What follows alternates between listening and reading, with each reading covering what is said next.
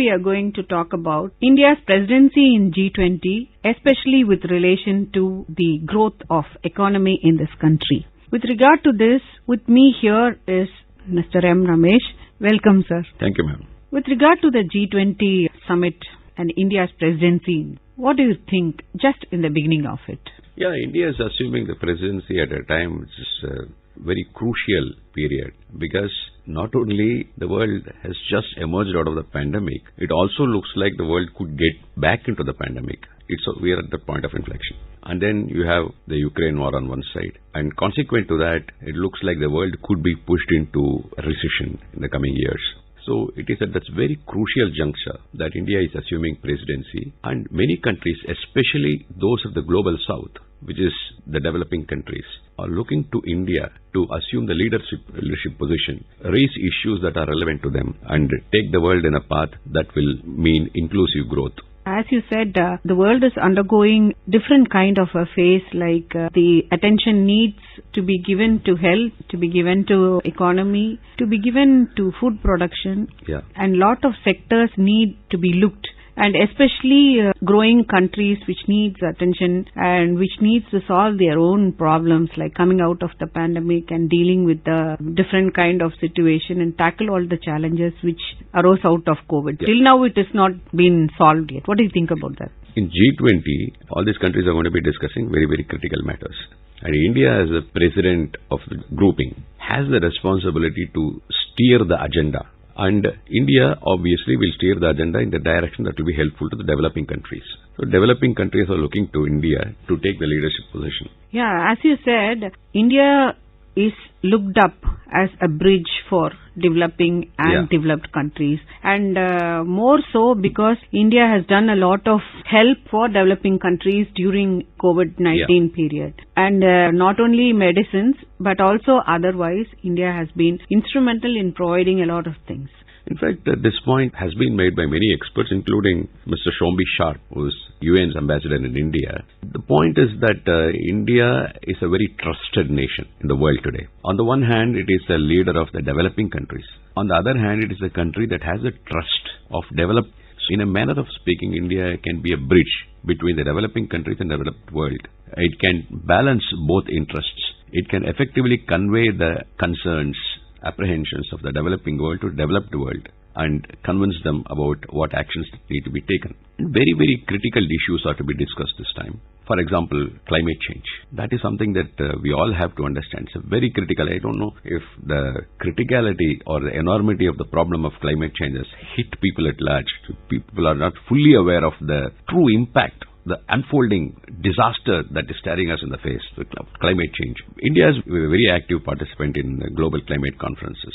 So the climate change will be brought into the G20 agenda. And then India has proved its capability in a number of areas. For example, financial inclusion. So everybody in the world today acknowledges that India is a digital giant. Most payments are made digitally. The number is growing every year, every month in fact. That is bringing about a major transformation. That is paving the way for inclusive growth. Today we have the spectacle of even a cart. Somebody selling some fruits and vegetables in a cart. He also has a QR code. Digital payment has penetrated to that level, which means the growth that is happening is more inclusive. Everybody has a bank account. This point again has been made repeatedly by international experts.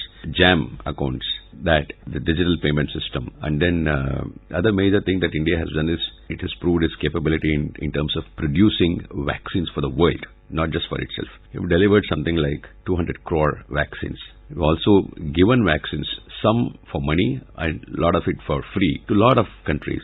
So that is another thing. As a leader in healthcare, a lot of countries acknowledge progress India's capability here. And finally, one more point before I close, is that during the pandemic, this fact has been well recognized all over the world.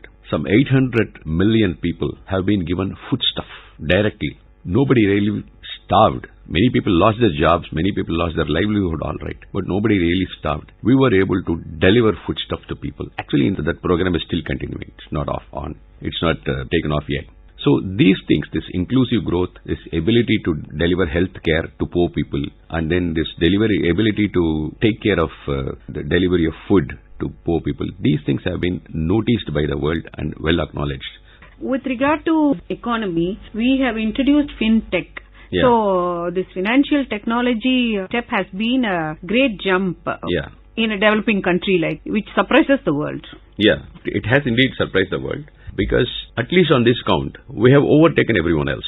It is not so surprising that the people who are well off, people who have their electronic gadgets, they are in this loop, fintech loop. But here, even the lower sections of the society, not so financially, not so economically progressed, even they are well into this digital payment system. So that is something that the world has actually sat up and taken notice of. Yeah. In the last G20, they had discussed about middle-income countries emerging from the COVID effect. Yes. They need a lot of investments. Yes. One of the country, of course, we were able to recover to some extent, but still if you have to improve the economy, you need a lot of investments. Yes. So how will G20 help? Yeah, the world is today talking of what they call the blended finance. Blended finance means there are investors, they put in money with a view of making a good return on their money. That is the nature of investments, and that is a legitimate expectation of any investor. But at the same time, it should solve a problem in the society. In other words, it should meet one or more of the SDG goals, the Sustainable Development Goals. So any investment that help meet the Sustainable Development Goals and also fetches a good decent return to the investor, this is called blended investments. Now, as was talked about in the previous Indonesia meeting we were talking about blended finance, and that for sure will be taken up now. That is the way the world is going. Today, if you see the world over, major investors, major financiers, we're not talking about individuals or small banks, we're talking about large pension funds, sovereign funds. They are all pulling their investments out of any industry that has anything to do with fossil fuels. They're coming out of it. They don't want to put in money. In fact, they're taking the money. If they had put in some money in equity of any company that is, for example, in oil and gas or coal, they are pulling it out and they want to put into renewable energy, put into things that clean energy, and not only them, healthcare, education. At the same time, also, after all, pension funds should get a decent return so that they are able to pay the pensioners. At the same time, it should help meet its development goals, but it also fetch the investors a decent return. This is the direction that the finance world is taking, and India's endeavor would be to push multilateral lending institutions to do more of this kind of financing. And of course, this will be a hot topic in G20 talks. When it comes to the question of sustainability, it has to be sustainable, it has to be resilient. So in this context, when we talk about all this, agriculture plays a major part, and food is playing a major part. Because of conflicts in some areas, the movement of food is affected. Yes. And economy is also affected because of food supply chain. So what do you think about that? What needs to be done on that front? No, this is a very big problem, very big challenge. The disruption of any supply chain, and particularly the food supply chain. Now, industrial supply chain, there is a disruption, it is still manageable. If food supply chain is disrupted, then people could go hungry. There are no easy solutions to it, but India is once again uniquely positioned to deliver some solutions, some offers, because India is a food-producing country. We are major producers of wheat, rice, sugar, and a number of other commodities. Unfortunately, we are not there yet in edible oils and some other commodities, but at least food grains, we are major producers. Yeah, as you said, International Year of Millets next year. Yeah, millets, yes, millets. Again, India's stature in millets, thanks to the promotion given to millets by everybody. Tamil Nadu is emerging as a major millet exporter. So we will be in a position to supply food grains to the world. Many countries look to India for export of wheat in particular. Other food grains also, but particularly wheat. We were prepared to export, but unfortunately because of heat waves, which again brings us back to climate change problem. Because of the heat waves, the yield fell, wheat production fell, and unfortunately we were not able to do as much the world would have liked us to do. But this time around, the problem may not be there. So we will emerge as a major. We should not look at this as a money-making opportunity. It's not that India wants to fish in troubled waters, export stuff, make money for itself. That is an incidental benefit, if at all. The idea is to be a problem solver for the world. Many developing countries are looking to India, and India certainly will provide the solutions through G20. As you said, developing countries are looking towards India. India has been a leader in economy-wise, and also, of course, we undertook the challenges and dealt with them. And by introducing new methods of digital currency. Yes. And by 2047, we have so many goals to achieve.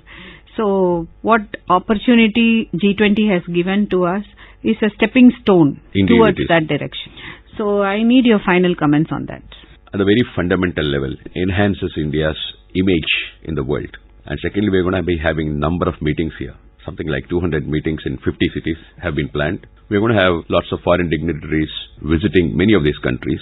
Do you imagine the impact it would make on enhancing the image of the country? So many cultural aspects of India, so many historical aspects of India will now be showcased to the world. One immediate benefit of it could be that, it will enhance India's place as a tourism destination. Thank you for giving your valuable time and giving us valuable inputs on India's presidency My pleasure. in G20. Thank you.